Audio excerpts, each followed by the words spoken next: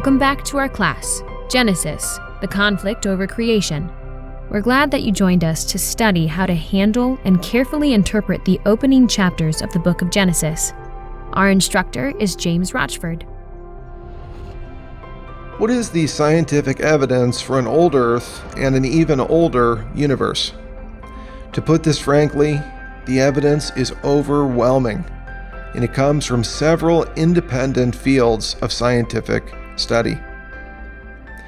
Young Earth creationists face the distant starlight problem.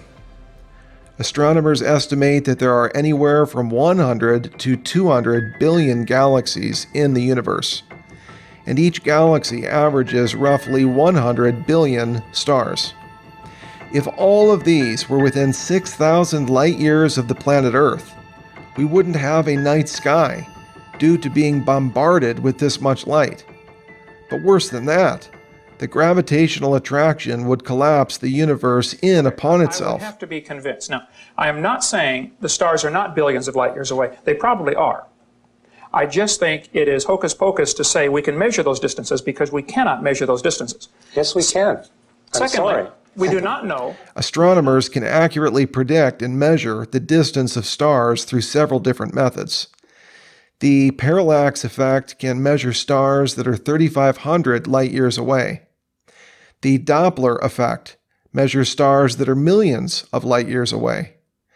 And the Hubble shift can measure stars that are billions of light years away. These measurements all indicate that we currently see stars in galaxies that are millions or even billions of light years from the planet Earth. But this raises a major problem for young Earth creationism, because this would mean that light was traveling for millions or billions of years. How is it that young Earth creationists respond to this difficulty? Well, their first response is that the speed of light was much faster in the past. Barry Setterfield argued that the speed of light was millions of times faster in the past, and consequently that the speed of light has decayed. Of course, we have no evidence for this occurring, and plenty of evidence that it didn't occur. If the speed of light changed, then we would need to propose changes in everything, from the structure of atoms to the color of the sun to the cost of computer circuits. For instance, this would radically change nuclear fusion in stars, producing millions of times the energy output, hence incinerating the Earth. Changing the speed of light, c, would massively change the energy, E, in Einstein's famous theory of special relativity, E equals mc squared, where c stands for the speed of light in a vacuum. Response number 2. Gravitational time dilation caused time to accelerate faster beyond the range of the Earth. Russell Humphreys created a model where the universe started as a, quote, ball of liquid water that was, quote, 2 light years in diameter, and it contained, quote, all the mass of the universe in this ball of water. It transformed into a black hole and then exploded into a white hole, propelling all of the mass in the universe away from the Earth at the center. From day 2 to day 4, gravitational time dilation caused the time at the edge of the universe to move millions of times faster, while time on Earth stayed constant. This would give the allowed time for light to reach the Earth. However, many physicists have noted that this would violate nearly every law of physics that we know. Hugh Ross offers various critiques of this model. For one, a ball of water that is 2 light years in diameter cannot physically exist, because gravity would create nuclear fusion long before it could be this size. Second, a black hole of this size would take way longer than several billion years to become a white hole. For comparison, Ross states that a black hole the size of Mount Everest would take 15 billion years to become a white hole. A black hole the size of 2 light years would take far longer. Third, astronomers measure the speed of light across the universe, and these measurements are identical to one another. Even physicist John Hartnett, a fellow young Earth creationist, has criticized Humphreys' model for this reason. Fourth, the universe is hotter and therefore older the farther away it is. Fifth, the redshift of stars over 80 billion years would be more noticeable in a 10,000-year-old universe than in a 13.7 billion-year-old universe. Yet, we do not find the redshift changing this quickly. In fact, if Earth was in a gravity well, the light would be blue-shifted, coming closer, rather than redshifted, moving farther away. Sixth, and finally, the Milky Way galaxy is not at the center of the universe, but along the rim of the universe. Response number 3. The expansion of space explains how the speed of light was faster. John Hartnett created a model where the expansion of space explains how light could travel faster. In his model, throughout the first 3 days of creation, clocks on Earth were 10 trillion times slower than clocks in the rest of the universe. On day 4, Earth clocks sped up to the same speed as everywhere else. This means that the Earth was in a, quote, time bubble that was separate from the rest of the universe. Of course, cosmologists believe in an inflationary period in the early universe, but this is finely tuned to 1 part in 10 raised to the 120th power.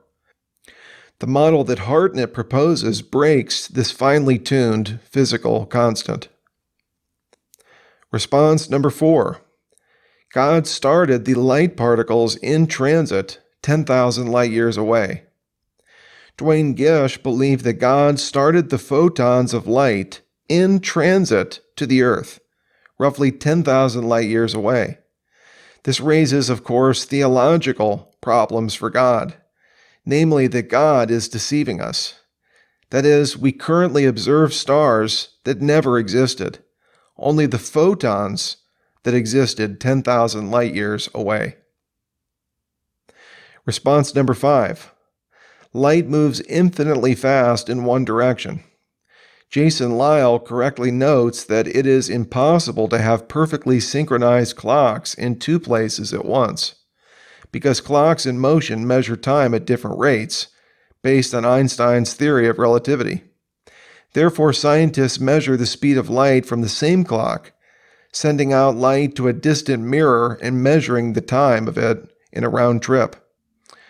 Lisle, however, states that we are merely assuming that light moves at the same speed in both directions. Perhaps, he argues, light travels nearly infinitely fast in one direction and half as fast on the return trip. It seems that God has constructed the universe in such a marvelous way that the one-way speed of light cannot be measured because there's no way to fundamentally synchronize 2 clocks separated by a distance, and that's what you need to measure a one-way speed. We're allowed to choose what we want the one-way speed of light to be, as long as the round-trip speed is 186,282 miles per second. So I can actually choose the speed of light to be infinite when it's toward me, and then that tells me how to synchronize clocks. Earth, he argues, has a special place in the universe because the one-directional speed of light would travel there almost instantaneously from distant stars. Hence, the light from distant stars traveled almost instantly to Earth on day 4, Genesis 1:14. Well, there are a variety of problems with this view as well. For one, fellow young Earth creationists like Jonathan Sarfati have called this theory ad hoc because it makes unjustified assumptions, such as the unidirectional speed of light being instantaneous. Second, this theory is untestable, even according to Lisle, who writes this: "It is not a scientific model. It does not make testable predictions. It is a convention of measurement and cannot be falsified any more than the metric system can be falsified." Third, it would require a geocentric gravitational field, beyond the normal one created by the mass of the Earth, to carry light to the Earth, which of course we do not detect.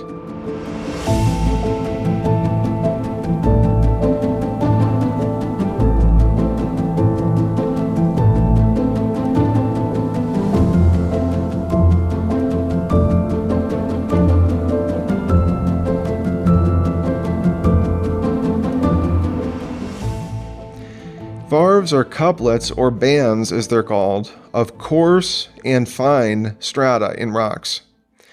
In the spring and summer, coarse sediment forms from the movement of water, and in the winter, fine sediment forms above the coarse sediment. Counting the number of varves in a rock is like counting the rings inside of a tree. They give us the years that it took to create the sedimentary rock layers. Some of these rock layers reveal hundreds of thousands of varve couplets. For example, Lake Suigetsu in Japan. Geologists counted 100,000 varves in this sedimentary rock, and when they ran carbon-14 dating on organic material in these various rock strata, they found that these two tests independently aligned with one another, demonstrating the age of the different strata. The Green River Formation. Currently, the Green River brings coarse, sandy sediment during the spring and the summer seasons, and this material settles and solidifies during the winter season. The following spring, new sediment adds to the formation.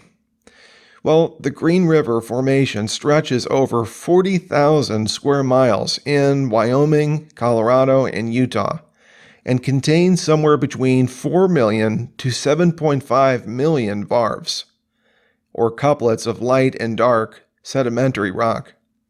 The top of this geological column is 2,500 feet, and it sits above another 25,000 feet of sedimentary rock. Young Earth creationists claim that Noah's flood created these sedimentary layers. However, this would require creating 2.5 couplets or varves per second over the course of a year. Moreover, within the varves, geologists have identified bird nests, bird eggs, bird feces, and bird footprints. Again, this would all require that these varves were created while birds nested, gave birth, and walked on the surface of this sedimentary rock. None of these features can be explained by appealing to a global flood. Scientists have discovered ice cores in Greenland and Antarctica. The winter and summer layers form couplets in these ice cores. These layers date back 160,000 years. The volcanic eruption of Vesuvius 2,000 years ago independently fits with this dating. Geologists have also noted that the dividing of the continents also fits with an old Earth. In order to make Africa and South America fit for the Pangea theory they put in the textbooks, they shrank Africa 35 to 40%. Pangea theory is just pure baloney. Plus, if you look... Have you checked that out with geophysicists? Well, just let me finish. If you take the water... This is important. Well, if you're going to make these statements, at the very least you got to do... Always check it out. ...is go to the geophysicists and say, give me your feedback. Have you talked to them? I taught earth science for 15 years. Get any high school textbook, which is what I taught. Measure the size of the continents they show for Pangea. Get a ratio, and then go measure it on a real globe. And you'll say, wow, how did they do that? Plus, all of Mexico, all of Central America is gone. They take them out. The shapes of the continents is a pure coincidence based on the water level. When we look at our world, we observe that these continents fit together like a jigsaw puzzle. This is because our current continents originally spread apart from one supercontinent called Pangea, or one land. The continents continue to move, but only at 2 to 5 centimeters per year. Thus, this would have taken millions of years for the continents to spread apart. Again, young Earth creationists appeal to Noah's flood for the shifting of these continents. Scientists also point to the existence of coral reefs. Living organisms called corals secrete calcium carbonate to create coral reefs. These only grow about 8 millimeters or 0.3 inches per year, and yet some coral reefs are nearly a mile deep. Recent drilling has shown that parts are between 600,000 to 1 million years old. Young Earth creationists also face the problem of what has been called hyperspeed evolution. You might wonder why young Earth creationists would affirm evolution. And yet, on their view, they have to. Let me explain. The fossil record reveals roughly 500 million distinct species. Of these, roughly 5 million species exist today. According to the most generous Young Earth Creationist estimates, roughly 30,000 species could have lived on the ark with Noah. Since God ceased creating life on the seventh day, this would mean that the process of evolution would have needed to create 5 million species from these original 30,000. And yet, it would need to do this in just over 4,000 years. This is what has been referred to as Young Earth Darwinism, which actually exceeds any proposed account from naturalistic evolutionary theory.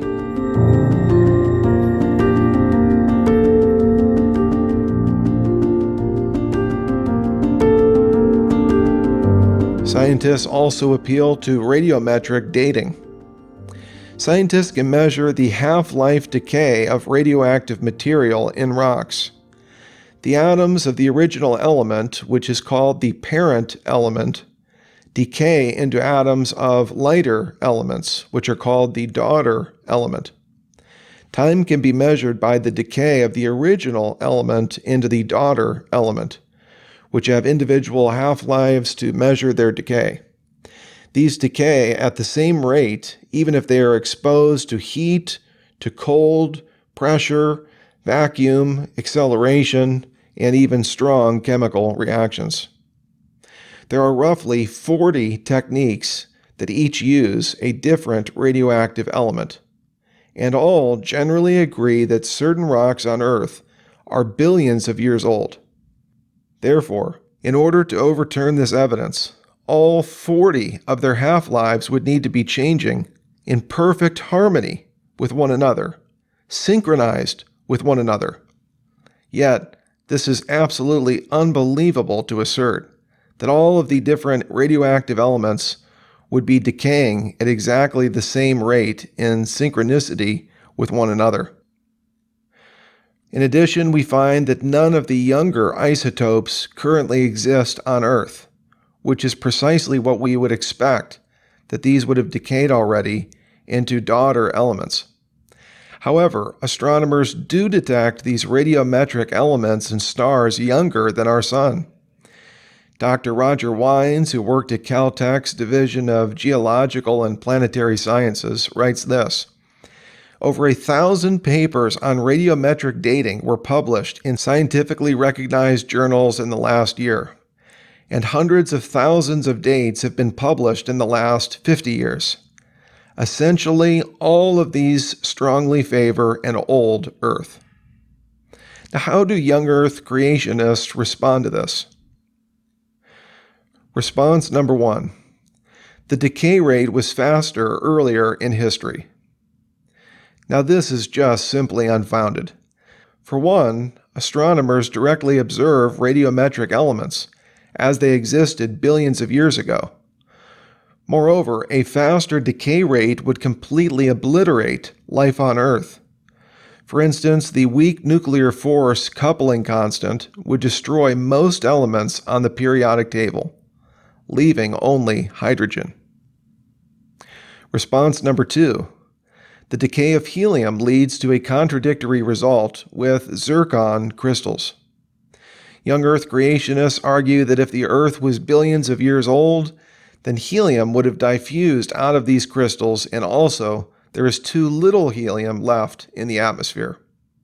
However, because helium is so pervasive, scientists do not use it as a time marker because it moves in and out of rocks and our atmosphere. However, argon-40 is 10 times heavier than helium and doesn't escape the Earth's atmosphere as helium does.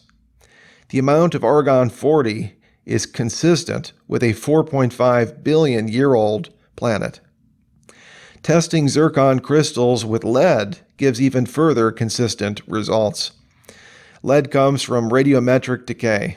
For example, the end product of uranium-238 decay, which has a half-life of 4.4 billion years, is lead-206. Uranium-235 decay has a half-life of 0.7 billion years, and this results in the end product of lead-207. Thorium-232 has a half-life of 14.1 billion years, and this results in lead-208.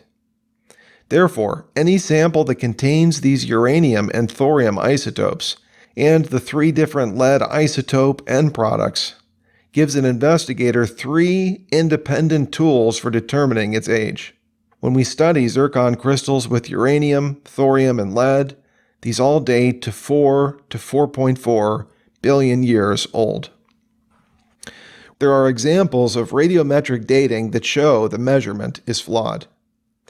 Young Earth creationists often appeal to rocks formed from Mount St. Helens in the eruption of the 1980s, which dated to millions of years ago, according to radiometric dating. They dated lava from Mount St. Helens, just erupted, which uses a different method, uses potassium-argon dating. And dating, we could spend 2 days on this, but dating lava from Mount St. Helens, fresh out of the volcano, gave ages ranging from 350,000 to 2.8 million. It should have been 0. Okay, it doesn't work. Yet this doesn't invalidate the system of radiometric dating. To begin with, most rocks, over 99%, were not created by catastrophic volcanic eruptions. Sandstones, shales, and limestones were not created this way. Second, in this example, the rocks were measured using potassium-40 to argon-40 testing. This is the wrong test for dating a young rock. Remember, geologists use 40 radiometric dating methods, which complement one another independently. Measuring different isotopes brings more clarity, not less. And finally, the sample size and the purity of the sample will affect the result. To summarize then, we agree that radiometric measurements don't work, provided that you, 1, use the wrong dating technique, 2, you use small sample sizes, 3, you have impure samples, and 4, you ignore the uniformity of the method across the scope of 40 independent techniques. In other words, radiometric dating doesn't work if you don't follow the method that is involved. Are we merely assuming uniformitarianism? Uniformitarianism is the belief that the present is the key to the past. But young Earth creationists argue that many catastrophic events occurred in the world, according to the Bible, for example, the global flood. Since the naturalistic scientist denies God's intervention, then it shouldn't surprise us to discover them denying a young Earth. It's true that we shouldn't assume that everything has always been the same. However, the burden of proof rests on the person claiming otherwise. For example, the flood cannot account for the fossils being buried in exactly the same way all across the globe. Furthermore, if scientists discovered a catastrophic event, they would likely investigate it. For instance, Luis Alvarez had a theory that a meteor struck Earth, catastrophically killing off the dinosaurs. He based this off of a thin layer of rare iridium in the geological strata, which lined up with the extinction of the dinosaurs roughly 65 million years ago. Later, scientists confirmed this catastrophic theory when they found the crater of the meteor in Mexico's Yucatan Peninsula. Did God create the universe with the appearance of age? In 1857, Philip Goss was a British biologist as well as a committed Christian. He argued that God created the world with the appearance of age, even saying that trees would have rings within them. Many young Earth creationists have followed in his footsteps. Mature when God made it. The God that I worship, like Jesus, can make wine out of grapes that never existed, aged in time that never was. God can make light and stars simultaneously, okay? He didn't make 2 babies and put them in a garden and hand them a package of seeds and say, plant these quick. He can make a full-grown man, a full-grown woman, a full-grown tree with fruit already on the tree, ripe, ready to eat. and he can make a full-grown universe with light already showing. See, I think the problem is many people are trying very hard to limit God. We can't go faster than the speed of light, so God, you can't either. And that, to me, is not... For example, theologian Gary North writes this: "The Bible's account of the chronology of creation points to an illusion. The seeming age of the stars is an illusion. Either the constancy of the speed of light is an illusion, or the size of the universe is an illusion. Or else the physical events that we hypothesize to explain the visible changes in light or radiation are false inferences." John Whitcomb wrote this: "There can be no genuine creation of any kind without an initial appearance of age inherent in it. If God exists, then there is no reason why he could not, in full conformity with his character of truth, create a whole universe full-grown." Dennis Peterson writes, "If your God could create sources of starlight, do you think he might be able to create the light beams to instantly appear on Earth?" Kurt Wise also writes, "As I shared with my professors years ago when I was in college, if all the evidence in the universe turned against creationism, I would be the first to admit it, but I would still be a creationist, because that is what the Word of God seems to indicate. Here I must stand." Young Earth creationists state that Adam and Eve were created to appear as adult humans, to appear fully grown, even though they didn't live that long. In the same way, they argue, God made the universe with an appearance of age. But there's many difficulties with this view. For one, the analogy of Adam and Eve breaks down. A better analogy would be if God gave Adam and Eve implanted memories of growing up to maturity, scar tissue on their skin, and belly buttons. The presence of a belly button would have nothing to do with Adam's age. Instead, it would falsely imply that he had a physical birth. Yet this is what we see in the natural sciences. Varves of sedimentary rock, hundreds of thousands of ice cores, and exploding stars from billions of light years away. It's one thing for God to create rocks, ice, and stars, but why go through an elaborate process of making them look like they were created through a long period of time? Second, this theory admits that the universe looks old. Think about it for a second. Young Earth creationists would never make such an argument if the science was truly on their side. It isn't that they are trying to explain the scientific data by appealing to a mature creation, but rather they are trying to explain it away. Third, this theory is unfalsifiable. Thus, Hugh Ross writes, "If a proposition cannot be falsified, neither can it be verified. In this case, no evidence could count either for or against the universe's age. If young Earth creationists appeal to an appearance of age or a mature creation, then they have effectively waved the white flag, admitting that there is no scientific evidence for a young Earth." Fourth, this theory implies that God is a deceiver. Paul writes that people are without excuse for looking at nature, not Scripture, according to Romans 1, verse 20. And yet, if God is deceiving them through nature, then they are with an excuse. To summarize then, young Earth creationists share a common philosophical approach with naturalistic atheists. This might sound strange, but it's true. For example, Richard Dawkins wrote this: "Biology is the study of complicated things that give the appearance of having been designed for a purpose." Skeptic Michael Shermer wrote this: "The design inference comes naturally. The reason people think that a designer created the world is because it looks designed.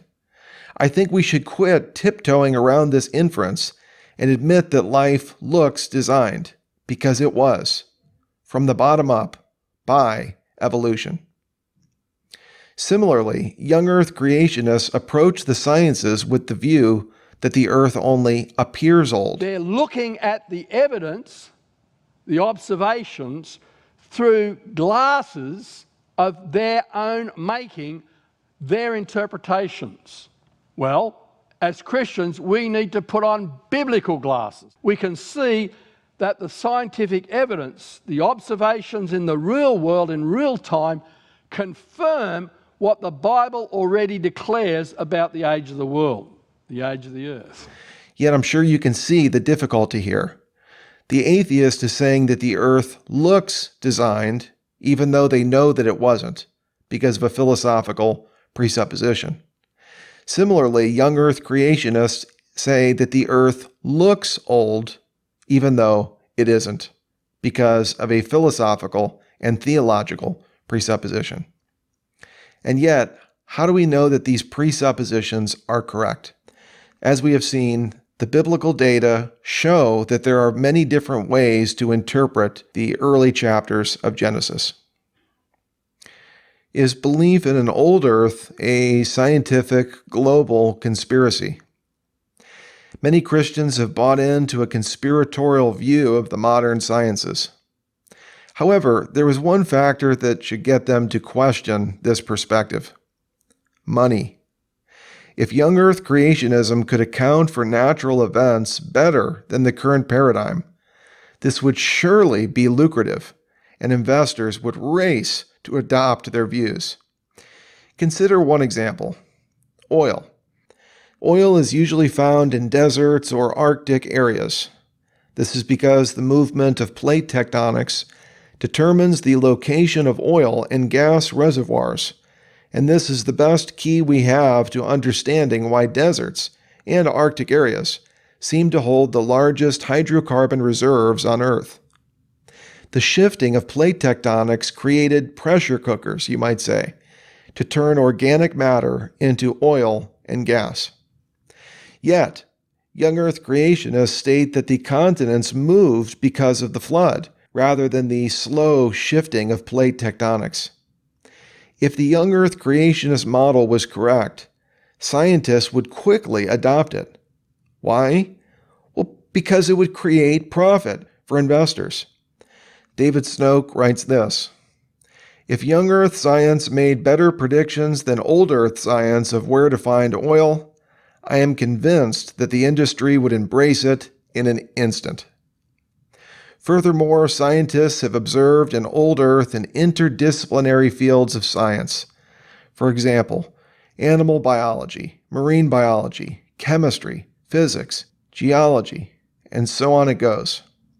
If there is a conspiracy in modern science, it would need to transcend several different scientific disciplines. Therefore, in order to defeat this evidence for an old Earth, the young Earth creationist would need to argue against each and every scientific field, which seems like an impossible task. If even one of these evidences is true, the young Earth position would collapse.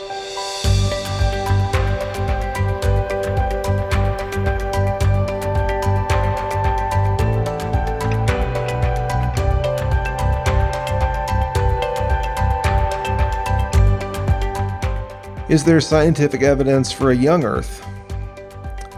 Young Earth creationists offer many different evidences for a young Earth, yet one by one these have proven to be false. For example, they have argued that continental erosion implies a young Earth. The continents erode at 0.05 millimeters per year. Looking backward, this would mean that the oceans would have submerged the continents 16 million years ago. However, erosion isn't the only factor. This ignores the lava flows, delta and continental shelf buildup from eroded material, coral reef buildup, and uplift from colliding tectonic plates, which occur at rates roughly equivalent to, and in some cases, far exceeding the erosion rate. For instance, the Himalayas rise at 15 millimeters per year from the shifting of the tectonic plates. Volcanic lava has created several square miles of land in Hawaii just since 1959 alone. In fact, this argument really backfires, because the surface of the planet went from 100% water to 71% water. This means that these mechanisms for continental growth increased the continents over roughly 3 billion years. Others have pointed to lunar dust on the moon. Geophysicist Hans Petersen calculated that 14 million tons of space dust landed on the Earth per year.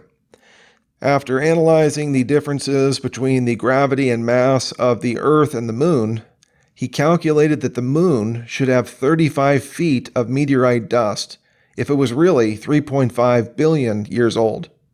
Instead, it only has fractions of an inch to 3 inches at the very most. Yet this argument has been abandoned by modern young Earth creationists. In reality, the Earth only gets 40,000 tons of meteorite dust per year, and the Moon only gets 3,000 tons, which incidentally predicts 1.2 inches of dust for a 4.5 billion year old moon. This is exactly what we currently observe. Others have pointed to dinosaur and human footprints that have been found alongside one another. Young Earth creationists held that the PALUXY footprints demonstrated that humans and dinosaurs lived at the same time. However, scientists have identified these quote-unquote human footprints as actually belonging to tridactyls, which are three-toed dinosaurs. The footprints are too far apart to be from the stride of a human, and some of the prints are too large to be human. Moreover, the prints have dinosaur features such as claws, V-shaped heels, and so forth. The trail of these prints often blend into easily identifiable tridactyl prints. This is why many young Earth creationists have stopped using these arguments, most notably John Morris, who is the son of the famed young Earth creationist Henry Morris. Others have pointed to comets and how they disintegrate within a few thousand years. We were supposed to receive the comet of the century last year, but it went back behind the backside of the sun and it never emerged. It was destroyed. The sun destroyed it. And yet the solar system is loaded with comets, hundreds and hundreds of comets. None of them should exist. But it's fine if they exist in a recently created, thousands of years old solar system, which is what the Bible teaches. The orbit of a comet around the sun burns away much of its mass, giving it a short lifespan. Thus, young Earth creationists hold that this proves that comets must be much younger in age. Otherwise, they would have been incinerated by now. However, Halley's Comet could survive 500 revolutions around the sun, and it passes the sun every 76 years. Therefore, it is likely 40,000 years old. Other comets only orbit the sun every 3 million years, so there is no conflict involved. Others have pointed to soft tissue and biomolecules which exist in dinosaur bones. If these dinosaurs were really millions of years old, then they would have decayed by now, and we wouldn't have soft tissue and biomolecules. However, the decay of soft tissue depends on its exposure to two things, bacteria and oxygen. But these fossils often have, quote, exceptional preservation, including feathers, hair, color or color patterns, embryonic soft tissues, muscle tissue, and/or internal organs and cellular structure. The tissue found in dinosaur bones fits exactly this scenario. In order to transform the mineralized material, scientists need to soak the material in diluted acid to make it elastic and soft. Therefore, the supposed soft tissue was made that way from mineralized material. Furthermore, the supposed blood cells in the bone samples merely resemble blood cells. So this is not a demonstration that humans and dinosaurs lived at the same time. Really, in conclusion, it's nearly impossible to respond to the rapid-fire arguments of young Earth creationists. Some organizations employ dozens of PhDs to research apparent problems with an old Earth, and some websites from Young Earth Creationists boast over 10,000 individual articles. The problem isn't that the evidence for a young Earth is good. It isn't. The problem is that the claims are so voluminous that it's hard to answer so many. Scientists have repeatedly disproven young Earth creationist claims in one case after another. Yet, when one is disproven, another surfaces ad infinitum, over and over again. One author has compared this to the game of whack-a-mole, where it's simply impossible to respond to so many claims. We might compare it to a person who gives 20 arguments against the resurrection of Jesus in just 10 minutes.